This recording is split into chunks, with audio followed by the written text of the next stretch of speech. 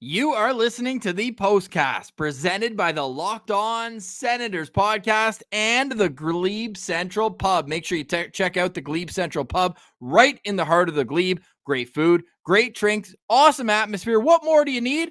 How about a Sens shuttle? $17 gets you to and from the CTC. That's the Glebe Central Pub, the GCP, where the vibes are free. It's the first win of 2024. Yeah, it took a little while, but they did it. The Ottawa Senators win 5-4 over the San Jose Sharks, and they did not make it easy on themselves. I'm Ross Levitan. We've got the whole Postcast crew here. Brandon Piller at Piller Martian. Pilsy, were you nervous when they gave up the lead in the final minutes? Ross, I was so nervous, and this is a game that means nothing. It means absolutely nothing.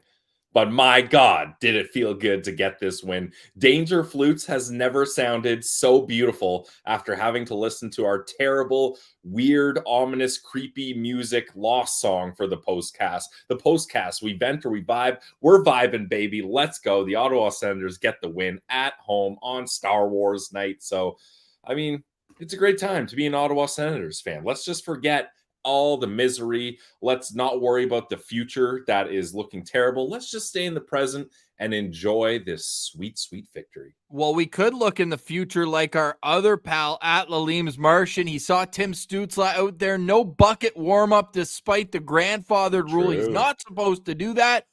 And he said that's a sign of things to come. 4 assists for Tim Stützle, a new career high. Martian, number 18, looked a lot like his old self out there. Yeah, Timmy said, I'm taking the fine tonight, boys, and I'm going out there in the warm-up without my bucket on, and I'm just gonna go out there and I'm gonna do my thing. You know, he just had a screw it mentality out there, and he decided to play his game like he can. And I love Tim Stützle when he performs like that on home ice for the fans because he puts on an absolute show. Boys, I've got a stat that it's going to sound incorrect, but I swear I checked it twice. I'm like Santa with his list. The Senators are 5-3 in their last 8 home games. That seems crazy. They've been playing home more often. Come on. Are we back? The CTC, the home cooking is what this team needs. I mean, they're so bad on the road. Now, let's not talk about how they just barely scraped by a victory against the worst team in the league and maybe one of the worst teams of this era. They got the win. They got the 2 points in regulation. So it just feels nice to win one. That's all. It feels nice to win one. It feels nice to dominate the game as well. Say what you want about the score, and it was way too close. We'll get into how it was. And by the way, shout out to Vladimir Tarasenko, game-winning goal with 3 seconds left. We got to get that out there right away after they gave up the lead that they had really massaged through the third period. I thought they carried the play, carried momentum. You look at all the statistics, even the shots on goal for the entire game was just so lopsided in Ottawa's favor. Natural stat trick, everything advanced, ran like all the classic stats, everything was towards the Ottawa Senators except goals, with the San Jose Sharks tying it up with how long? With just over 3 minutes left. With 3 minutes and 4 seconds left in this game, Filip Zadina making true on his promise to fill our nets with pucks. That was his first goal against the Sens in game number 7. But all that to say, it was just lopsided. 41 shots on goal for Ottawa, only 18 for the San Jose Sharks, including 22-4 in the second period. Both teams go 0 for 2 on the power play. Ottawa snaps back 57% of the faceoffs, a 69% shot share at 5-on-5. They have 23 hits, 15 blocks. Now, San Jose has more blocks, more hits, but I would argue that's because the puck was never on their stick in this game. Pilsy, you agree with that assessment? This game should have been further than a 1 goal? Oh my God, it should have been way further than a 1 goal game. I mean, Mackenzie Blackwood, you got to tip your hat to him. He did have a decent game despite letting in 5 goals. That team was under pressure a lot of the time, and unfortunately, Korpisalo, sure, a lot of those goals are good goals by the Sharks, cross-ice passes that the Sens defensive structure just is not ready for, but Korpisalo, he wasn't a big part of this victory, unfortunately. I'm not gonna bash the goalies for during a win. I'm not gonna do it. We've done that enough, but I'm certainly not giving him a lot of the credit on this one. But Doesn't matter. They get the win. Like, this would have been a game, Martian, if they lose this game at home to make it 6 straight losses, and you just lost to the San Jose Sharks after you had a 2-0 lead to start. This, I don't know, this would have been an ultimate collapse here. More like morale-wise, I don't know how they would have recovered. So huge victory. That would have been actually rock bottom for this team if they would have lost this game. But I would argue too that they did win this game by 2 goals, because I think Mark Kastelik did score in that first period off that shot from the half wall. And Blackwood was trying to get to the post, and his pad was in the net, and it kind of slid under the pad. I think that puck was in the net, but there was just no real way to tell based on the camera angles that they had available to them. But I think, common sense wise would tell you that puck was probably in. But as Ross tweeted earlier, you can understand why they didn't end up calling that a goal on the ice. You got to start Mads Søgaard, though, Tuesday. And he also needs revenge against Colorado after he played them last year in Ottawa, and they had that garbage call where Lars Eller, it was 5 seconds after the puck was frozen that he allowed the goal. On the icing. I think you need to put Mads in goal, and you know what? Play him on Thursday as well against Montreal. Like, Korpisalo is just not doing it for me. Look, I get it. No. There were a couple tic-tac-toe plays, a couple plays where you want your defenseman to be a little bit better, but like, it's getting ridiculous at this point. Out of the 26 games that Korpisalo's played, and that includes the ones where he came in relief of Anton Forsberg, he made 5 out of 5 saves against Buffalo in a loss, and Alfie's just rattled about all this as well. But in 26 games now, this is 16 where he has a below 900 save percentage. And 900, I'm already setting the bar like not great. It's unacceptable. It really is, for a guy who's making $4 million the next 5 years. It's a low bar. And the thing too, I'll let you hop in here, Martian, but like, Matt Søgaard is hot right now. Sure, say what you want. It's in the AHL. It's in Belleville. He's been hot. But if you're a goalie and you're in the groove and you're feeling it, keep that going. So I don't want Mads sitting too long here. Like, the thing we talked about is if they're going to bring Mads up, try to ride that momentum. Whereas if they're going to bring Levy or Mando up, maybe you let Corpy kind of take most of the workload here. But Mads is a competent goalie that's played a decent chunk of games in the NHL. So I'm with you, Ross. At the very least, mix it in, because can't be much worse than Korpisalo recently. Korpisalo allowed almost 2 more goals than expected in tonight's game. Definitely. Minus 1.93. Like, there's goalies on the year who are, not great goalies who haven't even allowed that. Like, it's driving me nuts because he doesn't pass the eye test either. He's scrambly. He's all over the place. He either makes great athletic saves, or it looks like he has no idea where he is in the crease. It's extremely concerning because the team, especially a young team, you want a guy who's at the top of the paint and making easy saves. And it's just nothing looks easy with Joonas Korpisalo. No, I only faced 18 shots tonight, Ross. And me and Pilsy talk about this when we end up having to break down a ton of losses, just the two of us together here. But we always talk about Korpisalo being one of, and Forsberg probably falls into this category too, just a goalie who needs to be facing more shots to get into a groove early. He faced 4 shots in the second period, so it's no surprise that a couple weak ones end up coming in that period as well. 2 goals against on 4 shots. I'm not a math guy. Save percentage. Yeah, I was about to say I'm not a math guy, boys, but I can break that one down for you. That's a 50%. That's not good.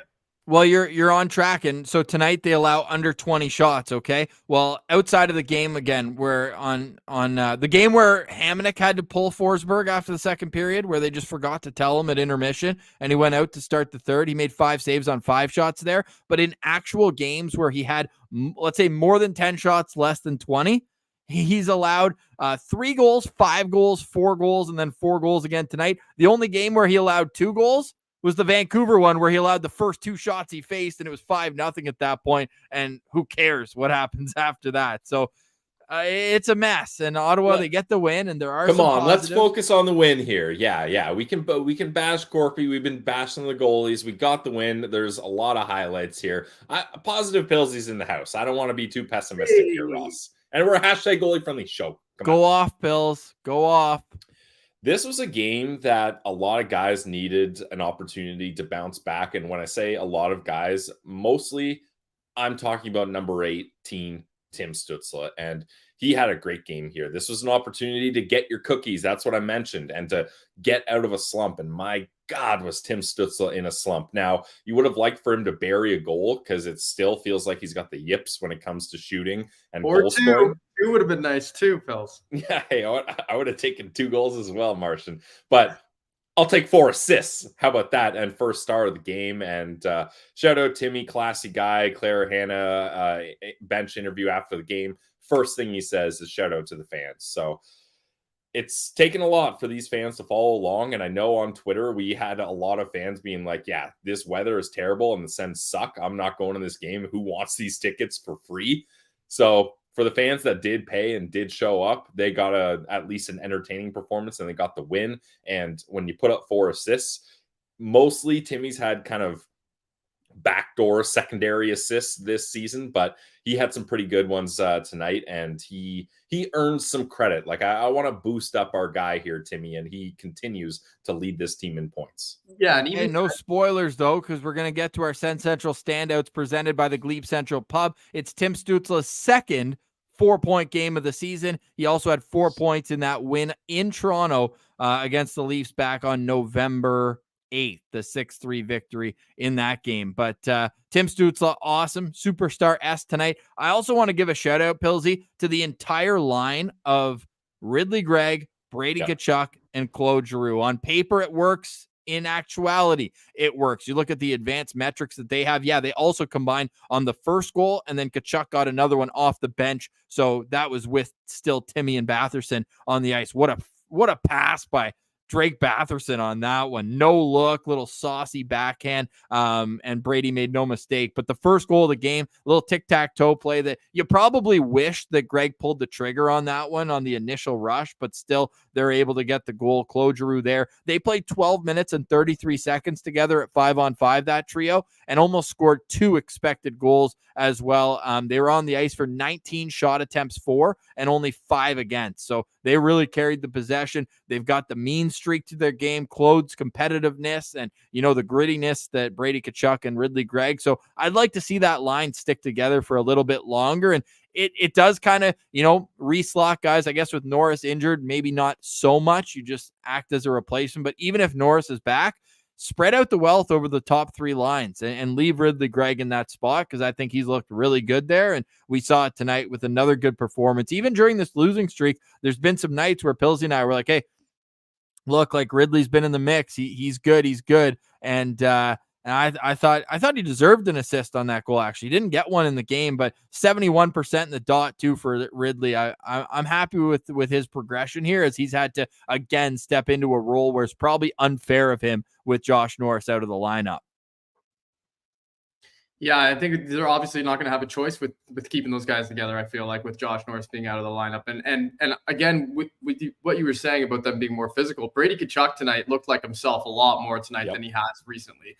That one hit, I believe, was in the second period along the benches where Ruta, he was on the back check, and he bared down on the back check, and he caught up to him, and he just tried to throw him over the boards, which is something that you love to see. You want the other players on the ice to be fearing when Brady Tkachuk's out there with them at the same time. And I feel like tonight he really had a nice game. So it's nice to see him finally getting back into it. I think that the whole team can kind of just build off of the positivity of tonight, despite the poor goaltending, which we're not going to talk about anymore. I know, guys. Sorry. I had to go there just a little bit because it bothers me when I'm watching a game. It's okay. It needs to be talked about. But I just, for once all year, we get some positivity. That's what I want to get into. Yeah, no, I love that. So there's lots of positivity to get to. The way that the game flow went in this one, Ottawa jumps out to a 1-0 lead, 4 minutes in. Claude Giroux, his first goal as a 36-year-old in the National Hockey League. He turned 36 yesterday, and now he's got 13 goals on the season. Brady and Zub get the assist there. Thomas Chabot gets his first goal of the year. Nice to see, kind of an up and down first goal performance in 294 days. He mentioned it in the interview with Claire Hanna at intermission, just talking about, you run on adrenaline the first couple of games you're back, and then it's been a bit of a grind getting up to speed, but he looked better tonight. He gets rewarded with a goal. Ottawa then gives up a goal 2 minutes later. Shocker, it's their 29th time this season giving up a goal within 5 minutes of scoring. which is kind of a head scratcher in and of itself. And then they just completely implode on themselves for a little while in this game. They start the second period off. We mentioned Pilsy. The shots, you tweeted this out. The shots on goal in the second period were 22-4, but the goals were 2-2. Yeah, it was insane. Like how do you dominate that much of the game and it doesn't show up on the score sheet? And I believe, I'm just double checking now, but the Sharks scored those first 2 goals of that period. Yeah, they did. And this is the worst part. Marc-Edouard Vlasic, that's his first goal all year. This guy's been healthy scratched throughout the season. And then Kevin Labanc, this guy's on the 4th line, demoted. They're just playing him just so they can hit the salary cap floor, and he gets a goal as well. Like, these are not guys you should be giving up these easy goals to. So that was tough to watch. That was tough to watch. And Vlasic, another 36-year-old. Like, how often is it that each team has a guy who's 36 plus scoring goals in the game? But True. I do like the response from Ottawa from that point on after that Labanc goal, because we've seen them this year after giving up a couple and blowing a lead and getting a little down on themselves and starting to play poorly. But they didn't respond that way today. They bore down and they decided, you know what, we're not gonna lose this game. They willed themselves to victory. How many games straight do you think Marc-Edouard Vlasic went before this game? His last goal. Oh, I've got the answer. That's the trivia. What do you guys think? I'm going 69. 77. Dude, you were so close. He went 59 straight games. When you said 60, you paused. I was like, oh, it was his first goal in 60 games. But I'm glad you brought this up. We're giving the Sens heck, and I think that's well-deserved, how often they give up goals right after scoring. But credit to them, the shift after the goal, it was the Stützle, Tarasenko, and Batherson line, all in the offensive zone. And what Jacques Martin has been preaching, and we're noticing it more and more, is offensive zone changes where you keep possession down low, you earn your offensive zone possession, and you get fresh legs out on the ice. Brady comes back door. Great play to keep it alive from Tim Stützle, and then Drake Batherson handling it in tight. He goes backhand right on the tape, and Brady makes no mistake. That happens 51 seconds after the goal where they fell behind. So if you're going to trail the last place team, Martian, at least you don't do it for too long. Yeah, don't let them get too ahead of themselves down there in San Jose, right? And I love that play from Timmy Stützle. He's not going to get enough credit on that one. He's used to being on the other side of plays like that, where he's the guy giving up the puck and then it ended up going the other way. Yep. But for him on that one, he really dogged down that puck and he turned it over and he made it a nice little pass to Batherson. And obviously Batherson made an incredible play in his own right there. So and a good finish from Tkachuk. So nice goal for the Sens there. Yeah, and that's the thing, Martian. Like, two guys that we've been looking at, Timmy and Batherson, not hard enough on the puck, not good defensively. You mentioned it. Timmy gets a great steal on Duclair, who had a great game. And then not only does he get it to Batherson, but Batherson does a really good job of protecting that puck and keeping that play alive. Like, it could have been easy for San Jose to poke it away and clear it, but Batherson does a really good job and then makes a nice pass. So that's the kind of, I don't want to say second effort, but like just a little bit more attention to detail from guys like that have the skill and talent that Tim Stützle and Drake Batherson have, that if they can play consistently at that level and make those decisions, this team can be successful. Now, again, obviously you got to mention it's the San Jose Sharks we're talking about here, but still, if you're able to keep that process going, I think at least we're not going to be embarrassed as much as we have been on a night-to-night basis.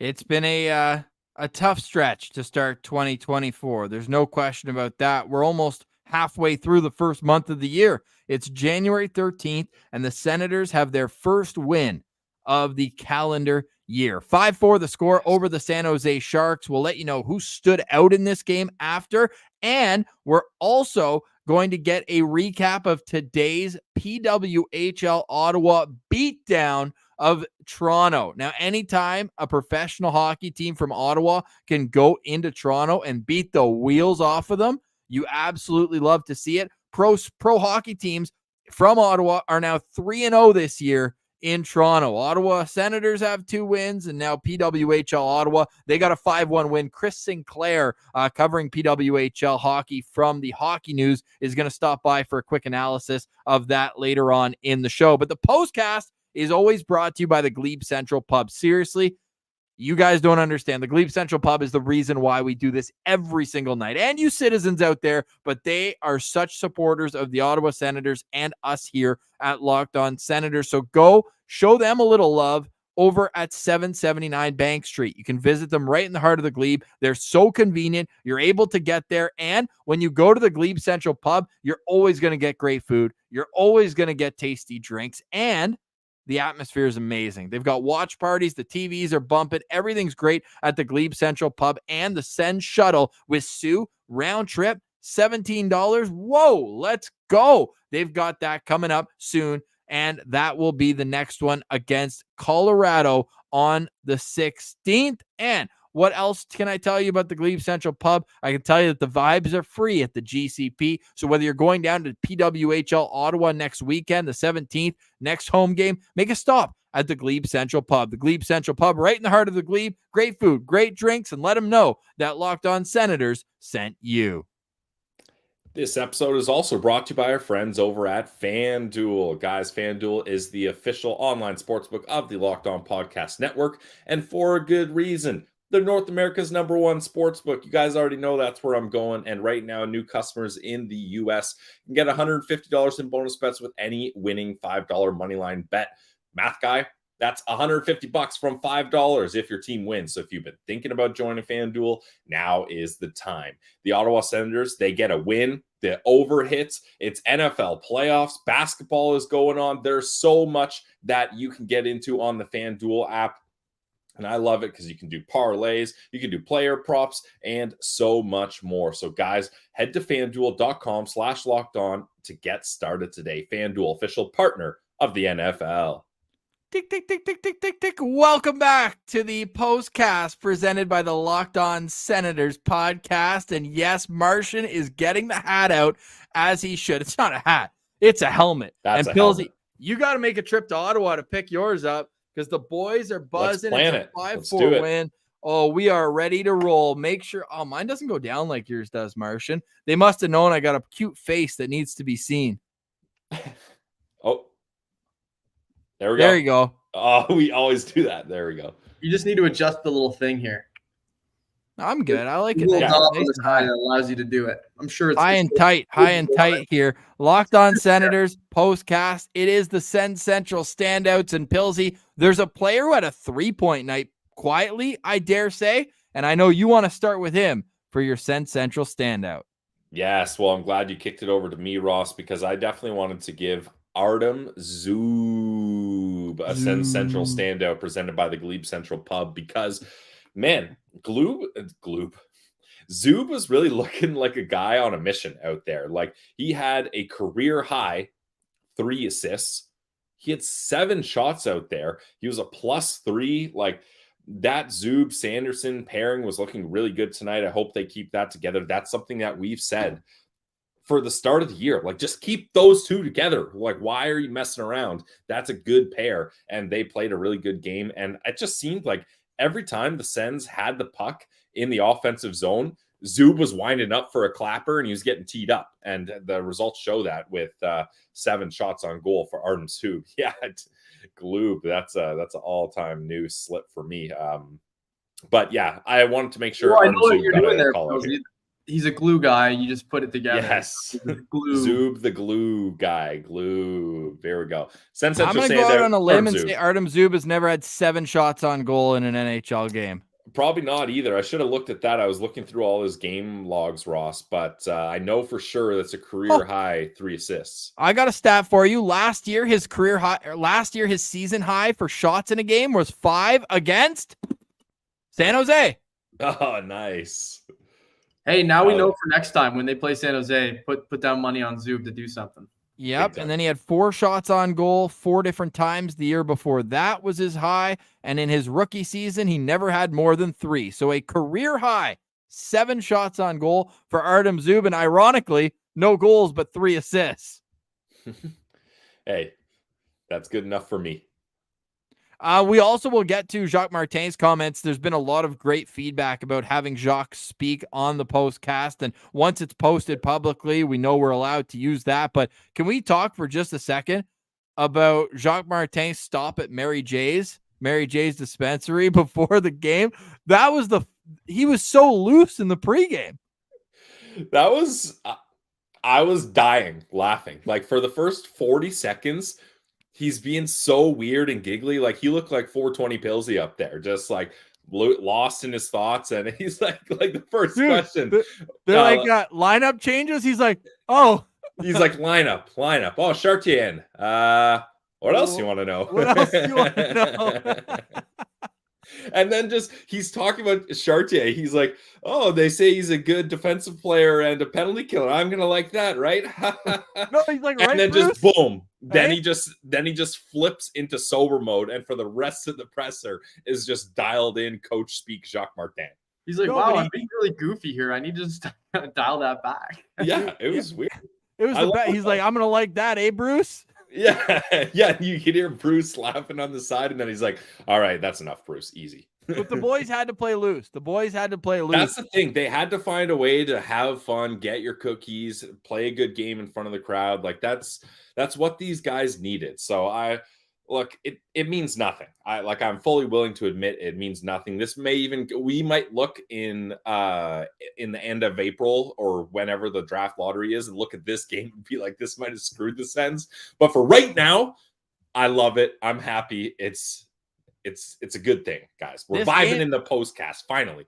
This game inspired Phil, and we appreciate it, Phil, to get a Chucky jersey. Got the Brady Tkachuk jersey. So we love that. Joshua, thank you very much. Can't control life. You were on top of our ads as well. We appreciate that. And I don't think we got to this question from Justin earlier. Justin, we always appreciate you, man, in the postcast. Always killing it in here.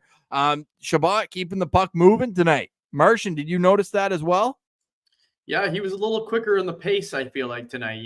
Typically Shabbat's kind of in a rocking chair back there. I know me and Pilsy mentioned in the last podcast for sure. Shabbat is almost a little too relaxed out there. He's very nonchalant, which is great. He almost doesn't have a pulse out there. But tonight he was focusing on moving it quickly, and I think that's an important part of an NHL hockey game is you got to move the puck fast, and he did it tonight. So, yeah, I did notice that, actually. And he scored a goal, right? So you love to see that. And a nice one, too. Like, really that nice. was an absolute clapper. Just a bomb. Yeah. Should we also be giving him some love as a Sen Central standout? I've got someone else, but I mean, I feel like he was on the ice for a couple goals against too. It was kind of the Thomas Shabbat factory at both ends of the ice tonight. Yeah, I didn't have him pegged as a standout for myself either, Ross. But he is worth an honorable mention as a guy who had a solid game. On the flip side of that, I mean, he was playing with Jacob Chikrin tonight, and those two guys being paired together has been scary. Not as good as it looks on paper. Let's just leave it at that. But it looks so good on paper. Yeah, I mean, it does. Like, you would think that those two guys being extremely skilled offensively and defensively, you would hope both of them being good skaters and strong defenders, but it's just not it's not really working. I don't really know what the issue really is. It might just be as simple as them both being left-handed and one of them having to cover that right side. I know, Chikrin was struggling on that right side point. There was that giveaway, I believe it was on San Jose's second or third goal, where he coughed it up at the offensive blue line and it went back the other way on a 2-on-1 that ended up turning into a 3-on-1, and that's the one where that was Vlasic's goal. So he was the trailer on that one. So I don't know if we lost Pilsy there or what, but no, you've got Pilsy letting the people know. He put his hand up in class, asked the teacher if he could go to the kitchen just for a moment here. Okay. The old Spiced is calling his name, so he'll be back in a moment. It's a Saturday evening on a win. Like, how much better can it get? I mean, the rum and cokes go right through you, right, Pilsy? So you gotta take care of that. Even he knows that the postcast after a W can sometimes go a little extra time, so he can't hold it. So what we're gonna do is I'm gonna tell you my Sen Central standout, and then we're gonna make Pilsy guess who I chose. It's gonna be Claude Giroux. I just love watching him play. He's always the first on the puck. He's always in. And then you look after the game, and it always matches with the advanced stats. And he's just a guy who never takes a shift off. Obviously gets the goal that kicks off this game. And without that, like, if they had given up the first goal in this game, Martian, this could have gotten really ugly. When he was on the ice at 5-on-5, the expected goals percentage for Ottawa, 92% of the expected goals were in Ottawa's favor, and he had a 74% Corsi. I think he was solid in the dot tonight as well. I don't have that number right in front of me. He was 64% in the dot, 2 shots on goal, plus player. And I thought he was a real leader tonight for the Ottawa Senators. So that's who I've got as my Send Central standout number 1. Pillsy, did you hear who I had there? No, I didn't. Who'd you have? That's you got to guess it, man. Tim Stützle. Gotta be. Nope. I left it on the board. Okay. Brady. No, I left it on the board. Batherson? Tarasenko.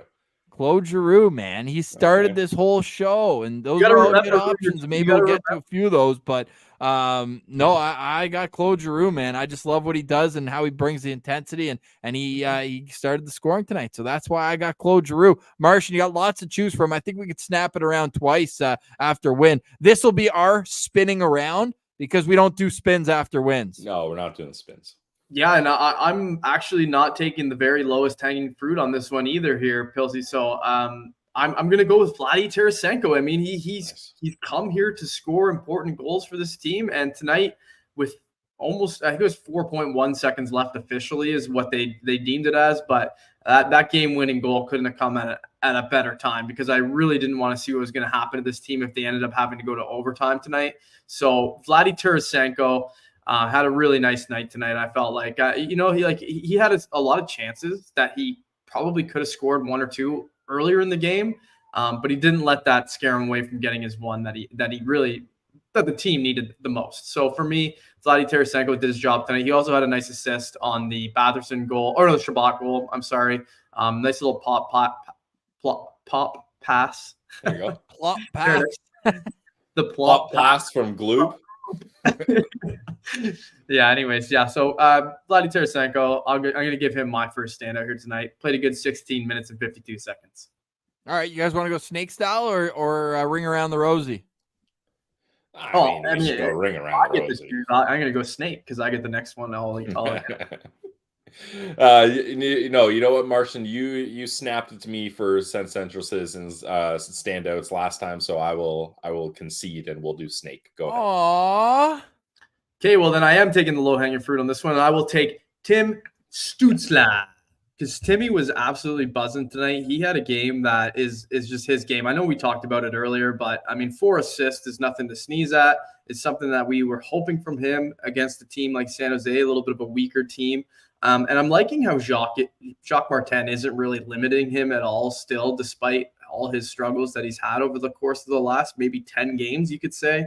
At least since the coaching change, Timmy hasn't really played typical Tim Stützle hockey, and you can see the confidence starting to wane a little bit. But the last couple games, this game in particular, he looked like himself again. So we know he's a great player. We know he's capable of putting up a ton of points. Would have been nice to see him get a goal, but 4 assists is fantastic. So Tim Stützle, he's back.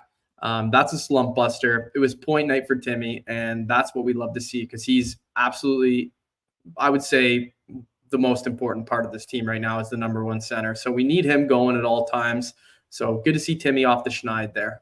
I know that I like that a lot. I'm going to take his partner in crime, the 2 guys who we've been asking more from, and we know they can deliver. Tonight they did. 4 assists for Tim Stützle and a goal for Brady Tkachuk. He led the team in expected goals by a mile. He was the leader of this team, and man, it must feel good for him. The Selly, you could just see the relief from him being able to contribute. And don't look now, but the contributions, I know that we kind of scoff at it a little bit more when it's in a losing effort, right? We're not tire pumping as much as we would here, but now going back to the win against Pittsburgh, even is that fair? Because look, the first 2 games under Jacques Martin, they just didn't go Ottawa's way. But since then, say what you want, there's been some away from the puck performances that you wish could be cleaned up. But after tonight's game, man, at least the goals are starting to come and the points starting to come a little bit more by getting his goal tonight and an assist. He's up to 10 points in his last 10 games. So that's where you want Brady to be. Again, the defensive aspect still needs to be improved on a little bit,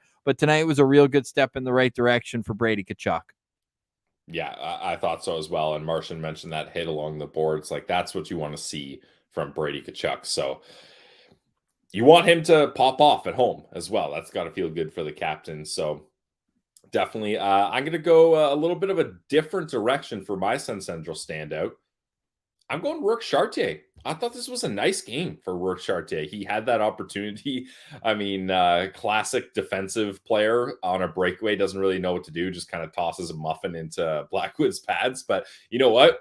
If you're getting breakaways and even if you're not scoring, that means the other team's not scoring on you. So for a defensive player in a fourth line role, I don't have an issue with that at all. So I was glad to see that Rourke Chartier is back in the lineup, because if there's one thing this team is lacking, it's defensive structure. And especially, I feel like the forwards have been lacking on defense. So to get a guy like Rourke Chartier back, obviously, he's not a guy that's going to make or break or save a game or anything like that. But he's someone that when Jacques Martin puts him over to the shift, he can have a couple giggles and then say, I know Rourke Chartier is going to do what I like, Brucey. So that's what you want to see from Rourke. Well, I want to expand on a stat that one of the citizens, Chicken Run, who we love on Twitter, Nice. Fast AF, I think is his handle on Twitter, and he told us that in games where Rourke Chartier plays more than 9 minutes, the Senators have just an above 500 record. Well, I'm going to take it a step further, because tonight Rourke Chartier played 14 minutes and 45 seconds. So I went back. I was like, okay, so that number's good. What if we up the number a little bit? There's been 11 games so far this season where Rourke Chartier's played more than 12 minutes. 11 games, okay? They're 7-4. I think we found our new second line center, boys. They're 7-4 in games where Rourke Chartier plays more than 12 minutes. I couldn't believe it. I had to do a double take on it. And I mean, in those games, he has 1 goal and no assists. Like, this isn't a guy who's ever going to be an offensive weapon by any means, but you need those play killers, those guys who put out fires, as Mark Mathod always likes to say. That's us. That's us, Martian. Guys. Yeah. Those guys who put out fires. But I think that in itself is a very impressive stat. 7-4 in 11 games. And just for the people out there, because look, I get it. It's a hard to believe stat. I'll pull up his game log here. So obviously this doesn't include tonight. I've highlighted the one under. So everything above where I've highlighted, and you can see win against Tampa, win against Calgary, win against Toronto, win against Minnesota, Philly, Seattle, and then tonight. That's 7 wins, baby, and that's in 11 games. So and Ross, look at the game where he played the most, 1848. That's a 2-0 shutout. Yeah. I like that. The secret sauce, Rourke Chartier. I like it. There you have it. And then look, Minnesota game, a 2-1 win in a shootout. Like, these are the tight games that you need a guy who's gonna put out the fires, and that's Rourke Chartier, the fireman. Like, he's already got the helmet, I think, once in this one. Who has the helmet? I have no goddamn clue who has the helmet. It's been we've got people in the chat saying they're becoming Chartier truthers. Like, Are we going on the runs? Are we going on the Chartier runs this year or what? Like, let's have a time. But no, it is great to see him back too. And Claire Hanna had that little feature of him. Look, he's battled concussion issues in the past. He had one here, and it would have been probably easier to just say, look, I gave it my best. You know, I've had these issues in the past, and they just haven't gone his way. But no, he battles back, and absolutely love to see him coming in. And yeah, man, I might have to get a number 49 jersey. Oh my God. I don't think I can see Ross rocking a Rourke Chartier jersey. No, I still have to get my Giroux one. I've got the white one back there with no name, no number. So, hey, Ross, to make a little connection here, when we spoke with PWHL Ottawa star Emily Clark, she said her connection to the team was Rourke Chartier. She said that's a guy that she trained with in the summer, or what? Yeah, what's the connection there? They knew each other. They're somehow. From the same part of the prairies. Okay. Yeah, they're both from Saskatoon, so they train with each other in the off seasons, my guess. Yeah, so Rourke Chartier has a good game, and PWHL rolls on to their second victory. Or no, not second victory, sorry, but a victory. Second game, first win. Yes. Yeah. I like that. So yeah, he comes in and yeah, people asking who he replaced. It was Norris who left the game with an injury. So and look at that. Chartier's dad's a coach. Yeah, so there you cool. have it. Always focusing on the defense, right? For the coaches out there. So love that. So I think we've given Chartier his flowers at least tonight for a guy who hit a pad on a breakaway. But no, in all seriousness, he does add an element here. And if we could ever have a more or less healthy team where you've got the play stoppers, like just adding Chartier, Pinto, Joseph back from injury, like that should theoretically really help out the penalty killing that went 2 for 2 tonight. But again, like the Sharks' top power play unit is like any other, like Colorado's the next opponent. Like the difference in skill between the Avalanche power play, which went 3 for 6 last time against Ottawa in Colorado. I think so. Yeah. In that win, and the Sharks, like they're not even comparable. But maybe a bit of momentum carrying into Tuesday, maybe. Yeah, absolutely, Ross. I mean, the boys just got a W. They're feeling good. You know, Star Wars night is over, unfortunately, but now they're coming off a win. They've got that taste of victory, and they want more of it. Of course, it's they got to build off this. If they're not able to build off even a win against San Jose, then what are we even doing here? I think this team's not going to go away all season. I get it. It's a huge uphill climb. There's no chance that they're going to make the playoffs, but there's pride involved here. So they can do what they need to do to at least put up a good fight against Colorado. Yeah, and that's the nice thing about getting a dub on a Saturday matinee game. We can just bask in this glory for a couple more days now. We don't have to worry about quick turnaround and the Sens facing a Colorado Avalanche team. Not for a while. Let's enjoy this, guys. I'm enjoying it. How do you want to enjoy it? How do you think that's best enjoyed? A little rum and coke? Yeah, it seems to work for me.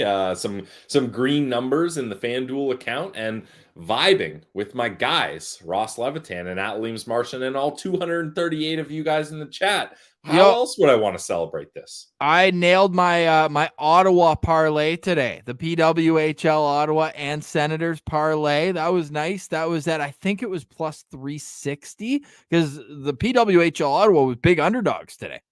And they beat the wheels off of Toronto. Yeah, and Toronto's kind of I know they have a few stars, but I feel like depth-wise, they're not a great team. Like New York beat them on opening night too, and they didn't even shut them out. Yeah.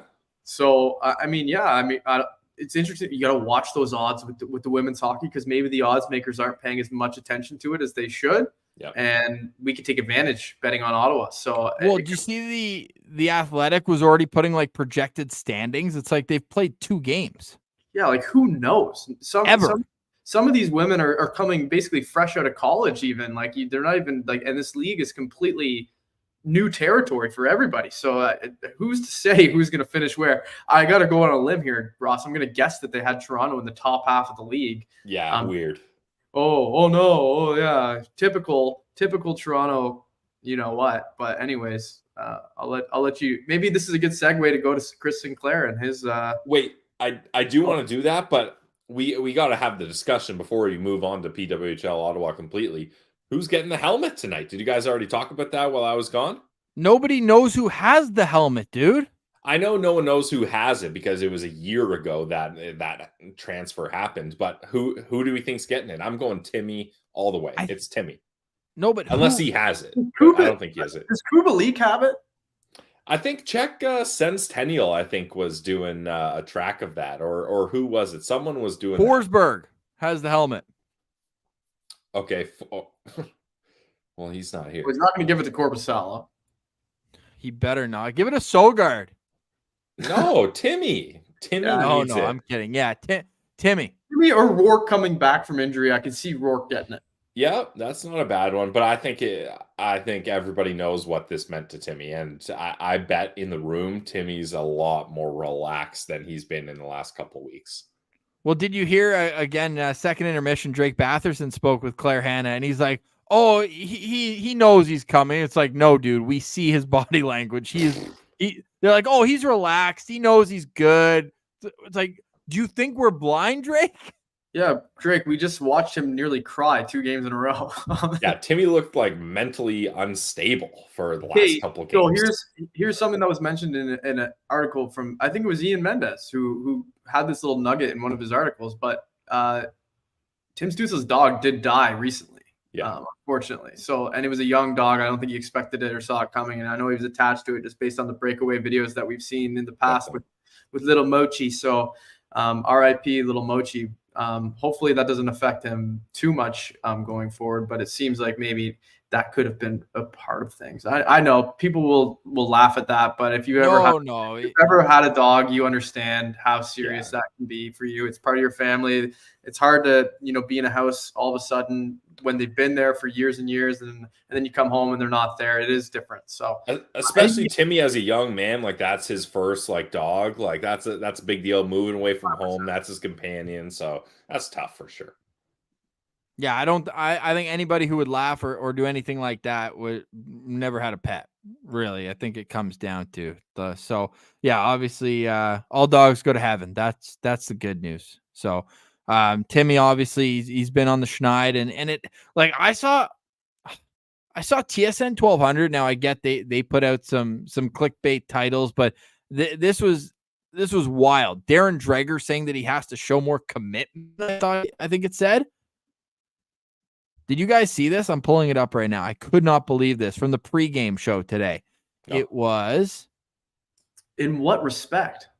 There needs to be a higher level of commitment from Tim Stützle. TSN hockey insider Darren Dreger says.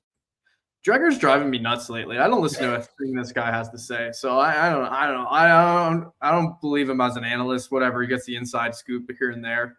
Lately, not even, but. So for me, that's just garbage. He's not paying attention. It's such garbage. Yeah. I actually was shocked when I saw that. I replied, I said, relax. Yeah, he comes out of that Toronto bubble and he decides to make something up about Ottawa when he has to go on Ottawa radio. You think he's prepping for that hit? 0% chance. I don't take that anywhere. I don't even listen to that. No, you can't. You'll drive yourself nuts. Boys, let's get some final thoughts on this Ottawa Senators game before we move on. A little conversation about the PWHL Ottawa and their huge win today. Like, huge win, I think, is an understatement, but it was, it was a big win for the Ottawa Senators as well, in the sense that it's been a really tough stretch. I'm sure in the room, you can tell how much these guys care, right? Like, it's pretty blatant how kind of, upset, for lack of a better term, they've shown their frustration at different times. But I think that, let's see on Tuesday. But to me, like, this has to be a huge relief in that room, and hopefully it's a sign of things to come. Yeah, I mean, it's a relief for anyone involved in the Ottawa Senators community, like us, people in the chat. The ownership, the executive suite up there with Ann Lauer, Ryan Bonus, and Steve Staios, like, that's got to be one where they're letting out a huge exhale. Like, whoo. Oh yeah, but did you see Steve Staios sweating up in the booth when San Jose tied it late? I was like, oh, you could see him. He was just ready to boil over. But luckily, the boys were able to pull it off for old Stevie. Yeah, that was huge. Oh. I think you're muted, Ross. Can't hear you, Ross. You're muted, Ross. Should we get to the wagon that is PWHL Ottawa? I was just getting the video ready for our guy, Chris Sinclair, and we are still awaiting the Ottawa Senators to post the video that they do after each and every game. Jacques Martin speaking to the media. So we'll get to that if it is available to us after. But for now, why don't we send it over? And you guys should be following. I know all three of us are. Chris Sinclair, just one of the good guys in the Ottawa region. He really wanted to get into kind of the reporting avenue, that sort of thing. He's been a Send Central citizen on the show before, and I think this is just perfect. Getting sponsor of the show with someone, right? Like, it's perfect. He's really taken the bull by the horn. He's been going to their practices as well. He's been doing some interviews. So he's got the Rinkside Rundown podcast, which is going to be pumping out content in the next little while. Right now, you can go subscribe. I think it's just a welcome video right now on that YouTube channel. But he's a great guy, and we're excited to kind of invite him in here to share his thoughts, because I know Pilsy was at the farm earlier today. Martian was running around, and I was at the office, so we weren't able to be as dialed in on this game, but we will react based on what we hear as well from our guy, Chris Sinclair. So let's pull it up. This is Chris Sinclair on the PWHL Ottawa victory today. Hello, PWHL Ottawa fans. It's me, Chris Sinclair, and I'm here to recap this afternoon's matchup in the first Battle of Ontario. The game started off strong as Ottawa got off to an early 2-0 lead on back-to-back power play goals and then stretched that lead to 3-0 with an absolute beauty down low snipe shot from Daryl Watts. This quick start by Ottawa resulted in a goalie change for Toronto, and then Toronto came back, scored one, but then Ottawa answered right back 4-1 if we're keeping score. Gabby Hughes then scores in the third to drive that to 5-1 Ottawa. Ottawa takes game one of the Battle of Ontario by a final score of 5-1, winning their first game of the season. Make sure to check out their next home game live on January 17th, but if you can't, make sure to head on over to the Glebe Central Pub and check out the Rinkside Rundown podcast with me as I chat with women's hockey players from around the world. Available wherever you listen to your podcast. Thank you, Chris. What a good guy. And how about the shout out for the Glebe Central Pub in there? Absolutely love that. Glebe Central Pub right in the heart of Glebe, 779 Bank Street. Perfect place to go to and from the Lansdowne Park and TD Place Arena. Just an absolute beatdown. And that's what we want to see more of. And your girl, Martian, Lexi, Adija, I miss Agia. She was throwing bombs by the net. Like the puck was still loose. I saw this on the highlight reel. Puck was still loose. She goes in there jamming away. Hey, play to the whistle. And two Toronto players came at her and she goes, no, this is my ice. I'm standing tall here. And just went basically like not as much, but like the Dustin Bufflin 1-on-2 and just taking on both them. Awesome to see. So the physicality for me is what's really impressed me, because in the Olympics, but look, like even the men's game in the Olympics, there's not as much physicality. IIHF refs a different game. Right? Yeah. So this, like, there is some real physicality on that. And I think that might be the equalizer there from the other teams like the Torontos and Montreals, who we just keep hearing about. They're the favorites. Ottawa's got some grit, that glam and grit that Emily Clark talked to us about. That's what they're bringing to the table. And 5-1, what an awesome way to get your first win. Yeah, for sure, man. I mean, it's great to see it, and it's great to see the fans too supporting the team so well, and that's got to play a factor too, right? Especially for Ottawa at home. When they're at home, they're expecting to be in a pretty much full building, and at least a full building at the last game, their first game of the year. So it's impressive, and the physicality has been really cool, Ross. Like we weren't expecting to see that, and I love how the refs are letting the ladies play. And just to go back to Lexi Adzia, she brings that to the table, right? She's bigger. She's taller than a lot of the girls who are out there and stronger. She's got a great lower half, great glutes. She's strong, and I think she brings a lot to the table for that team as somebody who's like bottom 6-4 right now. I would say lesser known. Yeah, like she's like a bottom 6 player who brings a lot of energy, I think, to them, which is great. Yeah, Gabby Hughes, 2 goals. She's going to be one of the top performers, I think, throughout the season for Ottawa as well. So love to see that. But Pilsy, we're a goalie-friendly show, and like Emrance Mashmeyer, like she's the goalie of the year so far in my books. Yeah, and that was one of the things that Emily talked to us about. Like it's such a relief for everyone on PWHL knowing you have a solid tendy. Like that's just such a good feeling for. Well, I was going to say expansion team. I mean, they're all expansion teams. So you're all brand new teams. One thing you want to have is a tendy back there to mop up any mistakes. So yeah, Mashmeyer, definitely glad she's with PWHL. I'd like the Sens to get a goalie that we can trust like that. Yeah, can we call her up? Great timing. Bizla literally wrote that at the exact same time. She was dishing out assists tonight. Yeah, true. Putting up points. Love to see it. So 5-1 and their next game's at home. So again, go to the Glebe Central Pub, whether you're going down to the game or whether you just want to go there and watch the game. The Glebe Central Pub is your home for that. 779 Bank Street, right in the heart of the Glebe. I think that the team might be a little quicker at posting these Jacques Martin things on the road, because they probably want to get out of the arena and do all that. Well, they're just popping champagne after that win. Jacques Martin's a little busy.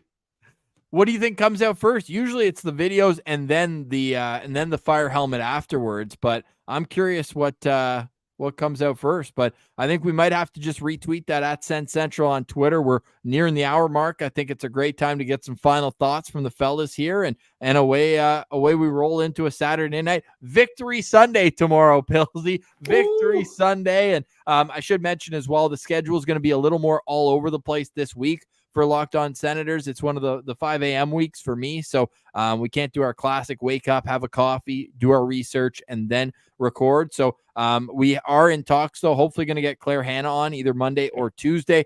Meth's going to be in the chamber for later in the week as well. We need to do an episode, though, where Meth and Martian are both on. You guys we haven't done that yet, have we? I don't think so. We haven't actually. Yeah, that'd be fun.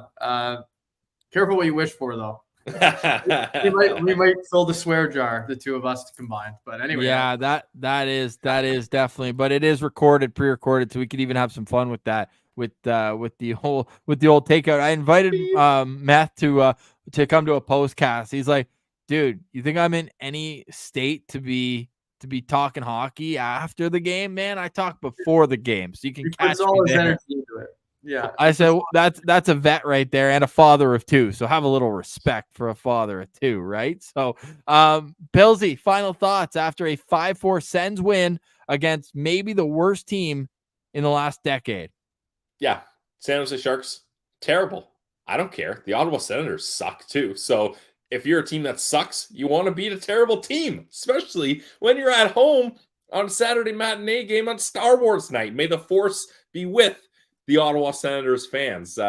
Look, positive Pilsy, he hasn't been around much. 2024. It's been a dark, gloomy, rainy January, but now the snow is here. I'm feeling good. The Sens are getting W's, and it's awesome to vibe in the postcast. We got a full crew for the postcast. The chat is buzzing, so I feel good, Ross, and I'm not going to let anything ruin this weekend for me. So hopefully, Ross, one thing I will say before we jump in here, my final thought, the Belleville Senators better have one hell of a bounce-back game after losing 8-0 to the Marlies.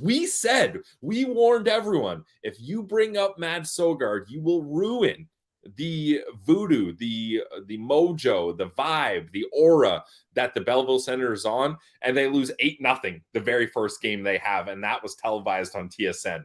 Not good. But the Ottawa Senators get a win, so we'll forget about that, and hopefully Belleville can bounce back tomorrow. Let's go.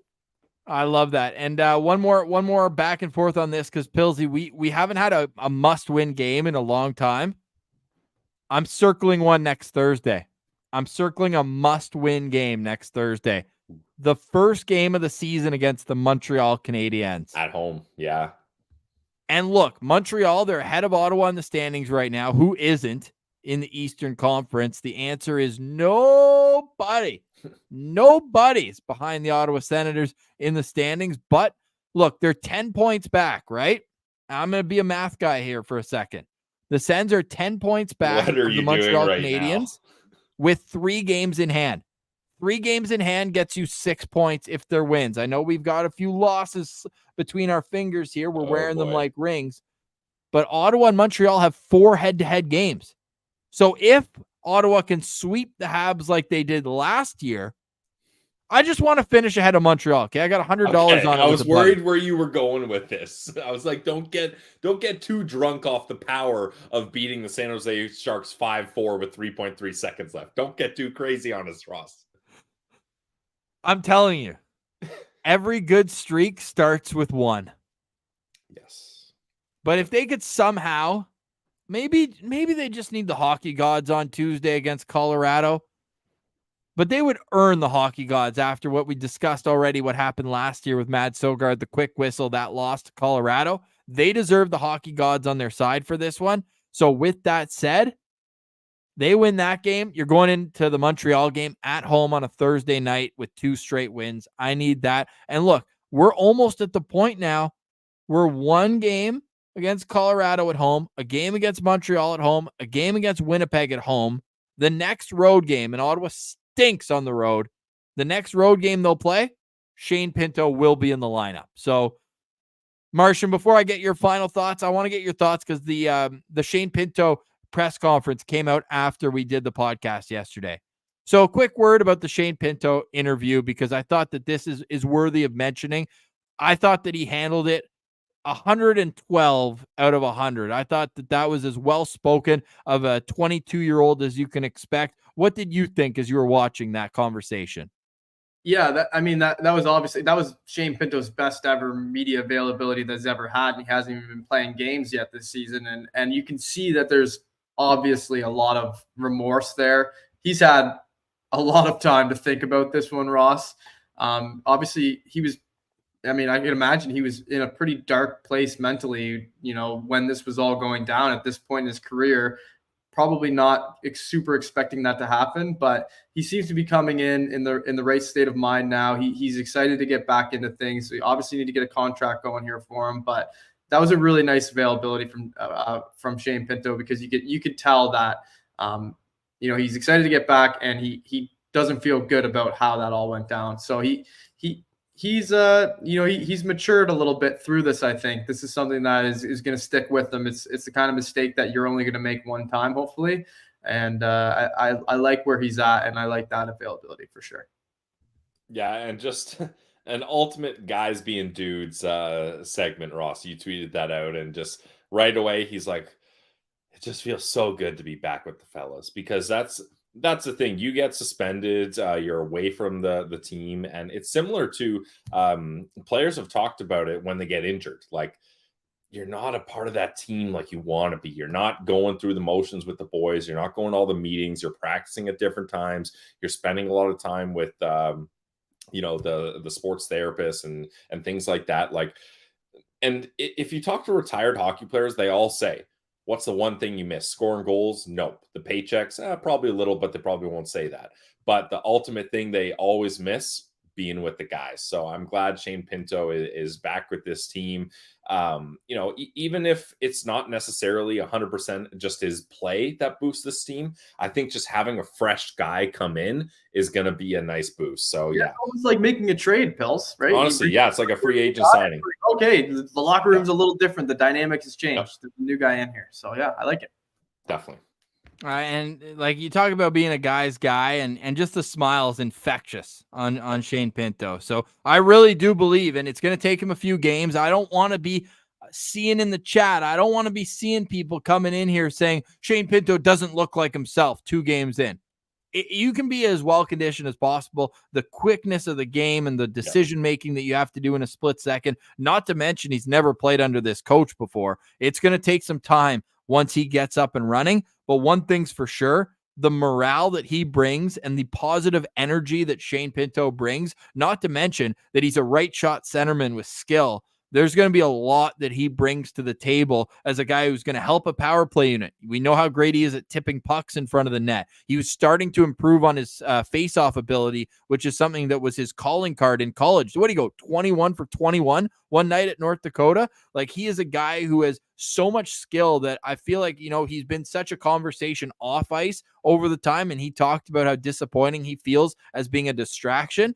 But once this guy steps back on the ice, I hope that they give him the new number with the new contract. I know he's wearing 57 still in practice. I think that comes with the new contract. Get number 22, get those double deuces on his back, completely turn the page, and really start to get to the potential that I know he has. If he gets to 11 goals, there's someone out there who has 11 goals this season who I was told was going to be the next Maurice Richard, scoring 1 million goals a year.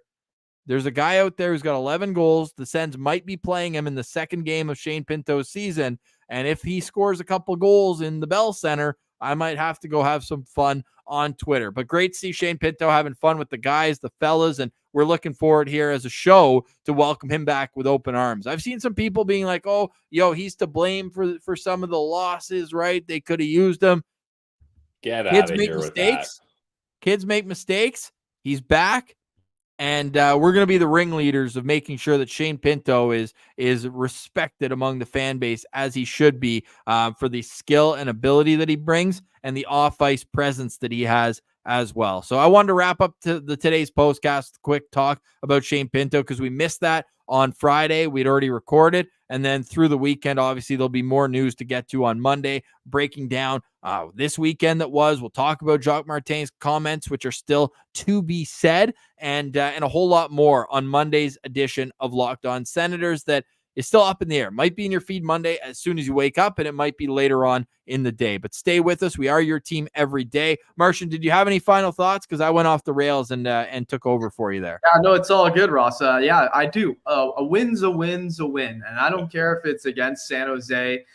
You can build off this one. So it's nice to see. We've been breaking down these games the last few, like 5 in a row. Postcast. Losses. You know how much more fun this is when they win? It's so much more fun. Look, we've been on for an hour and 6 minutes, Ross. We're just having fun, guys being dudes, just like we were saying about Shane Pinto. But the Senators, they reached 30 points on the season, and they're still 3 games away from the halfway mark. The homestand continues on Tuesday, but we'll be back for you on Monday. For Brandon Piller and at Laleem's Martian as well, make sure you're following the Martian on Twitter at Laleem's Martian. I'm Ross Levitan, and this has been another edition of the Locked On Senators Postcast presented by the Glebe Central Pub. Go visit the Glebe Central Pub for great food, great drinks. They're right in the heart of the Glebe at 779 Bank Street. We're a part of the Locked On Podcast Network, your team every day. Now let me hear those danger flutes again.